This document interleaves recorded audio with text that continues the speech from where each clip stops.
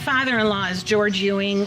He was the first young man drafted in World War II for Lenox Township. He accomplished a lot in the service, in his service time in World War II. My dad, George Ewing, I mean, he loved the farm. The farm was it. I mean, he would take his four-wheeler and drive the fields when there was nothing else going on. Farming was all his life, helping the neighbors. He knew what every neighbor was doing in the fields and this and that, and it just, this is all he ever really wanted to do. They were just an amazing couple. They were very much in love with each other. They were, I can't say enough about both of them as people and their character, and they were good farm people. I mean, he just loved farming and updating things, and he figured out the barn when we went from dairy cattle to beef cattle. He's got it gated off in different pens that one person can move 1 or 2 cows out of the herd and keep separating them. And I mean, everybody that comes in and looks at it says he really thought that out and figured it out perfectly when he built it. I mean, he had a good head on his shoulders. I was probably 6 years old when they redid the old barn. They tore down, put up new concrete block walls, raised it, made it higher, added on to it. I sit out with the guys that were laying the blocks. The one guy's wife would send me a lunch every day because I'd sit with him and eat his lunch.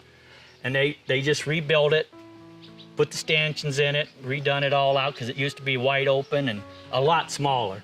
And Dad fixed it up so we had room for 4,000 bales of hay up top. So we had to feed all winter so we didn't have to haul from the other barns until the weather got better. And because we milked, at that time, we milked 46 cows, which was a decent amount. We never had a milking parlor or dumping station. It was all carry the buckets by hand into the milk house. But my dad always kept candy in the milk house, and he'd carry a bucket of milk in, dump it, grab a piece of candy, go back out to work. That's why I love candy so much now. My father-in-law, the day we lost him was December 29th, 2007. And we were all here cleaning barn, and he took the load up to spread it. And we always gave him a lot of time, and he didn't come back. And so we were getting a little nervous about it, but he runs into neighbors, Irene Hamilton, and chit-chats and kind of loses track. But my husband went up, and here he had had a tragic accident. His tractor must have bounced into gear when he was trying to get back into it, and he was killed.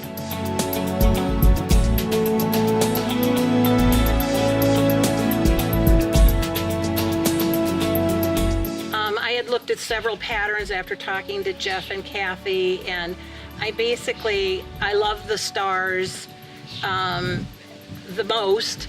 I wanted an Ohio star, but there's a huge number of them out there already. And then I found the Bold Star, and the name Bold Star just made me feel like it was so appropriate for George and Josephine.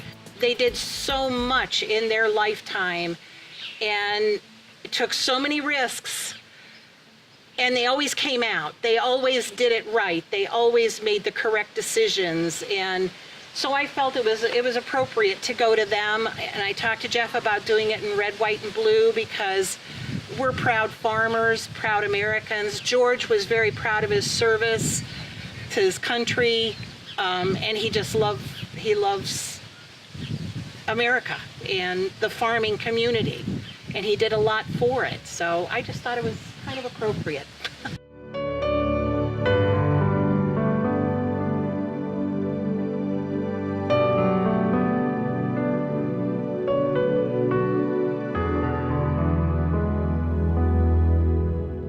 You enjoy what you do. You love being out in the fields, the smell of the fresh hay, the smell of the overturned soil and planting crops, watching them grow. It's, for the most part, most farmers aren't getting rich, but you gotta love what you're doing. They'll all tell you the same thing. If you didn't love it, you wouldn't do it.